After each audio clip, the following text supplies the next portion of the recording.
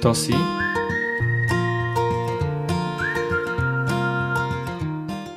Moje meno je Anton a som dôchodca. Ja sa volám Marta, pomáham dcére pri výrobe skla. Volám sa Marek a študujem na strednej umeleckej škole v Košiciach.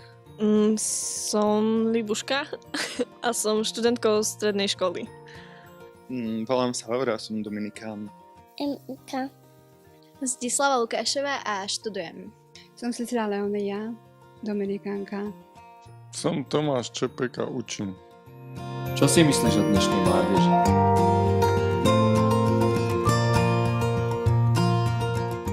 Len to najlepšie.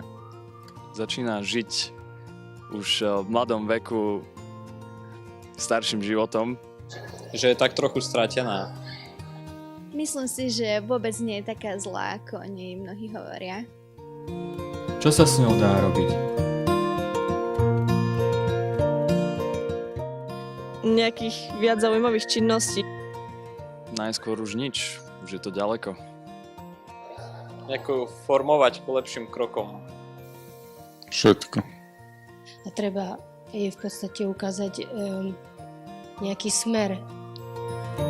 Čo ti napadne, keď počuješ slovo pastorácia? Formovanie mládeže k Bohu. No ja som o tom ešte v živote nepočul, čiže mi pod týmto slovom nenapadá nič.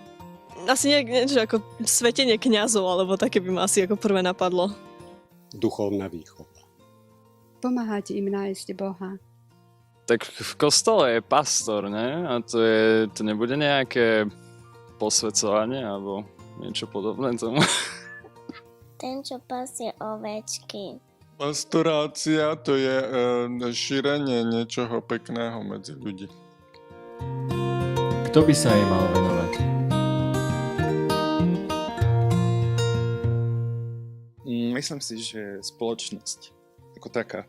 Od malého útleho veku už v rodine. Ja nie som za to, aby sa tomu vôbec niekto venoval. Tak predovšetkým ako kňazi. Tak tí, čo im rozumejú, napríklad mladí.